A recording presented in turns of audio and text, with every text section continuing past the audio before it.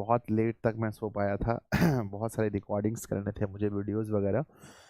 मेरी live class भी 11:15 11:30 तक ख़त्म हुई थी।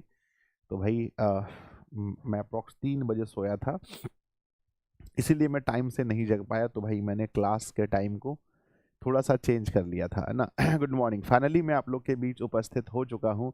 कैसे हैं आप सभी लोग? आदित्य कुमार जी, साक्षी कुमारी हैं, सोनम कुमारी हैं, विपुल कुमार जी हैं, कोमल कुमारी हैं, पप्पू हैं, बिट्टू हैं, संदेश हैं, विकास कुमार जी हैं, धीरज कुमार जी हैं, बहुत सारे बच्चे हैं।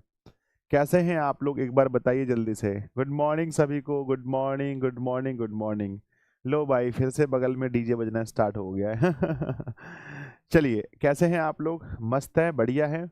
हम ये आशा करते हैं, हम ये उम्मीद करते हैं कि मेरे बच्चे आप सभी बहुत अच्छे होंगे। सभी को मेरी तरफ से गुड मॉर्निंग, गुड मॉर्निंग। चलिए, तो आज हमारा स्टार्ट होने जा रहा है बिहार बोर्ड मैट्रिक परीक्षा 2026 के लिए। और प्यारे बच्चों, साइंस का हम लोग स्टार्ट करने जा रहे हैं तांडव। क्या स्टार्ट होगा? तांडव। और इसके तांडव में हम लोग कैसे क्वेश्चन को देखते हैं, एक बार कमेंट बॉक्स में लिखिए कैसे क्वेश्चन को देखने वाले हैं। तो बच्चों, तांडव में हम लोग शॉर्ट क्वेश्चंस को देखने वाले हैं। कहते हैं जब बगल में डीजे बजता है ना, तो या तो टीचर भाई पढ़ाते पढ़ाते डांस कर सकता है, या डांस करते करते पढ़ा सकता है। बस यही हो रहा है। है कि नहीं है? चलो, नहीं, माँ का पूजा करना बहुत अच्छी बात है। हमने भी माँ का पूजा किया है, आप देख सकते हैं, और माँ का दर्शन कर लीजिए। माँ का पूजा बच्चों एक अलग चीज़ है, लेकिन माँ के पूजा के नाम पर नौटंकी करना वो अलग चीज़ है।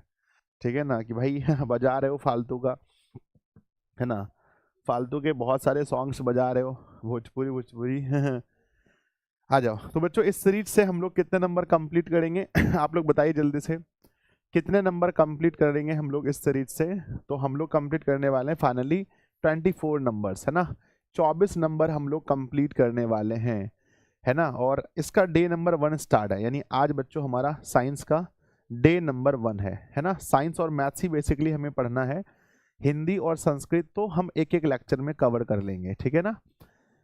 चलिए, तो बच्चों मैं आप लोगों से रिक्वेस्ट करूंगा कि आप सभी लोग इस सेशन को अपने सभी दोस्तों के पास शेयर करेंगे। SHARE, सभी दोस्तों के पास व्हाट्सएप पर, टेलीग्राम पर प्लीज़ आप लोग शेयर कर देना। सेशन को लाइक कर देना फटाफट से। क्लास को स्टार्ट करते हैं, और कॉपी कलम लेकर बैठ जाइए सब लोग। सब लोग कॉपी कलम लेकर बैठिए, फटाफट मुझे बताइए हाउ इज़ द जोश। जहाँ कमेंट बॉक्स में जहाँ कमेंट करते हैं वहीं पर एक ऑप्शन है बच्चों कि बताओ हाउ इज द जोश, आपके अंदर आज के सेशन को लेकर कितना जोश है। 5000 बच्चों ने कहा है यस गुरुजी, बहुत बढ़िया जोश है। गुरुजी मैं आपका वीडियो डालता हूँ, दिक्कत नहीं ना? बिल्कुल दिक्कत है बच्चों, है ना। मेरी वीडियोस को बहुत अलग तरीके से पेश किया जाता है, बच्चों में भ्रमित होता है, तो कोई भी वीडियोस में नहीं मत डालना फालतू का, खास करके मेरी लाइव वीडियोस मत डालना, ठीक है। हाँ, अगर कट करके कुछ मेरे इंपॉर्टेंट पार्ट्स को मैं जो कहता हूँ क्लास में, अगर वो आप अपलोड करते हो, दिस इज नॉट, मतलब कोई दिक्कत नहीं है। अगर आप मेरी प्रॉपर वीडियो उठा करके अपने चैनल पर लाइव स्ट्रीम करते हो, तो देखो ये गलत चीज़ है। मैं इसके लिए मना करता हूँ आप सभी को। हमारे टीम के द्वारा हो सकता है भाई आपकी वीडियो को हटा दिया जाए, ठीक है ना। हाँ, मत करना प्लीज़, मत करना ऐसा। चलो स्टार्ट करें, स्टार्ट करें बच्चों, शुरू करें, बताओ यस और नो, शुरू करें। आइए, तो बच्चों हम लोग सेशन को स्टार्ट करते हैं और गणेश जी का आशीर्वाद लेते हैं। सबसे पहले सुबह सुबह का टाइम है, माँ शारदे को नमन करते हैं, जय माँ शारदे बच्चों। और उसके बाद बहुत ही प्यारा सा मोटिवेशन है, अब बातों से नहीं रातों से लड़ने की तैयारी। अब हाँ, रामबाण तांडव और अंतिम प्रहार की बारी है। तो हम बातों से नहीं रातों से लड़ेंगे, बहुत मेहनत कर रहे हैं बच्चों।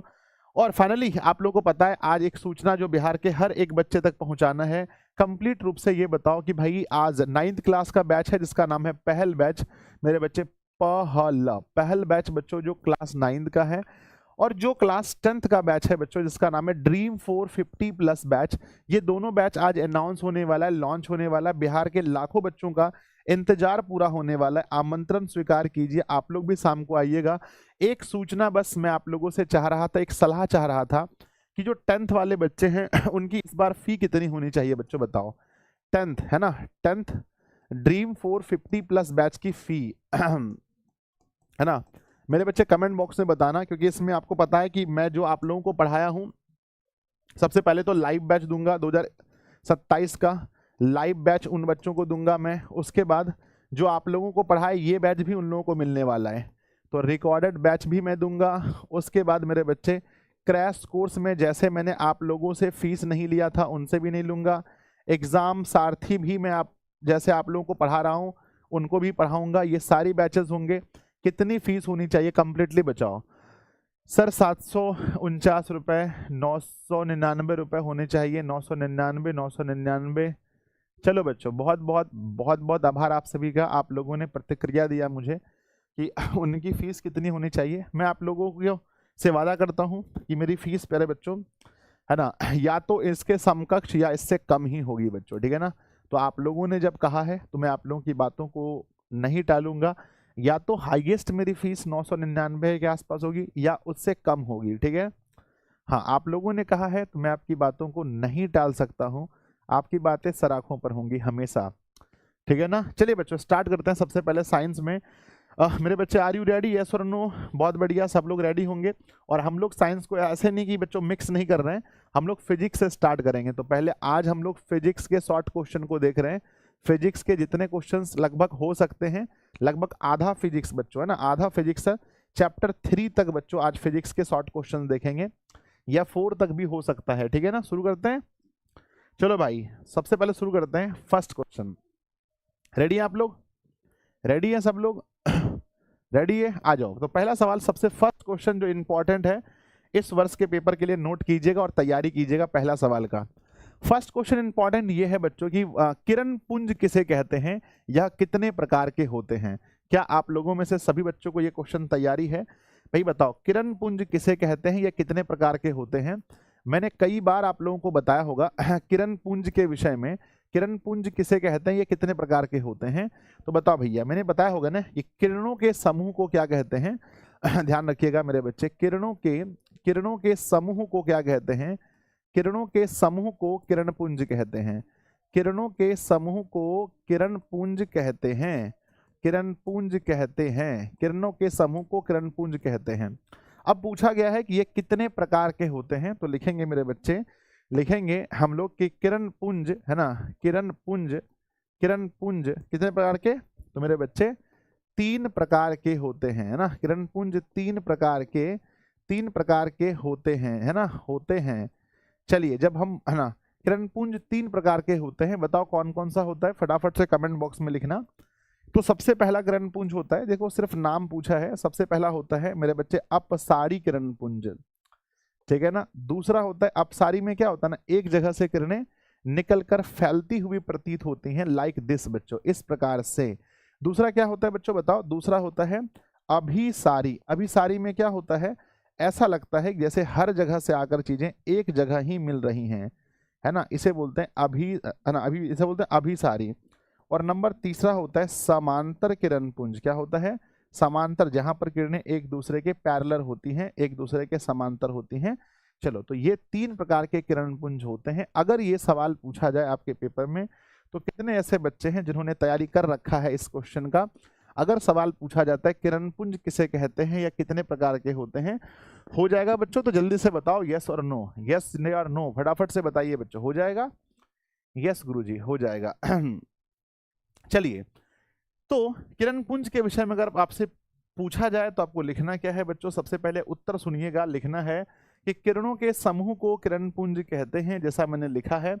उसके बाद ये मुख्यतः में आधा ख होगा, मुख्यतः 3 प्रकार के होते हैं। पहला होता है अपसारी किरण पुंज, दूसरा होता है समांतर किरण पुंज, और फिर होता है अभिसारी किरण पुंज। ये इसका ऑर्डर आगे पीछे ऊपर नीचे हो सकता है। आते हैं सेकंड क्वेश्चन में। सेकंड क्वेश्चन है प्रकाश के परावर्तन के नियम को लिखिए। नोट कीजिएगा, संजय सर ने बताया है MVVI प्रश्न है, 2026 में 100% आने के चांसेस हैं। पहली पाली या दूसरी पाली में ये क्वेश्चन पूछा जाएगा कि प्रकाश के परावर्तन के नियम को लिखें। तो चलिए बच्चों, हम लोग पहले देखते हैं प्रकाश के परावर्तन के नियम को। तो पहले हम लोग फिगर बनाएंगे बच्चों।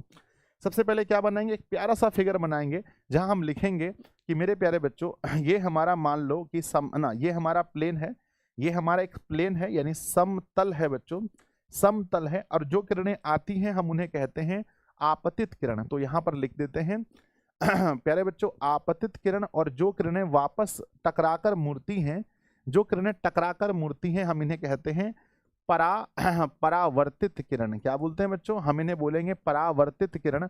और बीच में, इन दोनों के बीच में हम एक नॉर्मल को डालते हैं, हम इन्हें कहते हैं अभिलंब बच्चों। अभिलंब, नॉर्मल है एन लिख देते हैं, यहाँ ओ लिख देते हैं, ये ए होता है और ये हमारा बी होता है। मेरे बच्चे, इन दोनों के बीच के एंगल को हम क्या कहते हैं गुरुजी? इनके बीच के एंगल को हम कोण आई कहते हैं, इनके बीच के एंगल को कोण आर कहते हैं। मेरे बच्चे, ये प्यार से हमारा आपतन कोण होता है, ये प्यार से हमारा परावर्तन कोण होता है। तो प्यारे बच्चों, ये हमारा फिगर का पार्ट था। हम उम्मीद करते हैं कि आप लोगों ने फिगर के पार्ट को कंप्लीट कर लिया हो गया बच्चों। तो जल्दी से बताओ, प्रकाश के परावर्तन के कितने नियम हैं? तो हम लिखेंगे बच्चों 2 नियम, है ना। मैं शॉर्टकट में लिख रहा हूं क्योंकि वहां लिखा हुआ है। तो 2 नियम निम्न हैं। मेरे बच्चे, 2 नियम निम्न हैं। सबसे पहला नियम बताओ कौन सा है? तो सबसे पहला नियम यही कहता है कि बच्चों, हमारा जो आपतन कोण होता है, हमारा जो आपतन कोण होता है वो बराबर होता है परावर्तन कोण का। आपतन कोण बराबर परावर्तन कोण होता है।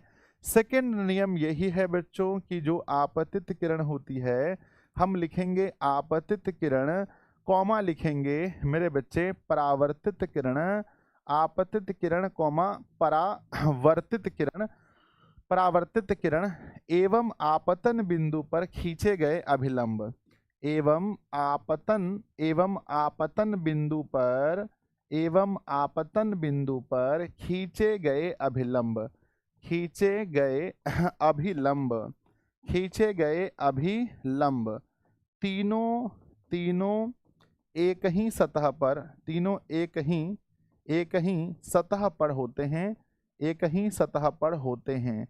चलिए, कौन कौन ऐसे विद्यार्थी जी हैं जो मेरे साथ में इस क्वेश्चन को इजीली लिख पाएंगे? जल्दी से एक बार यस लिख कर भेजिए कि सर इजीली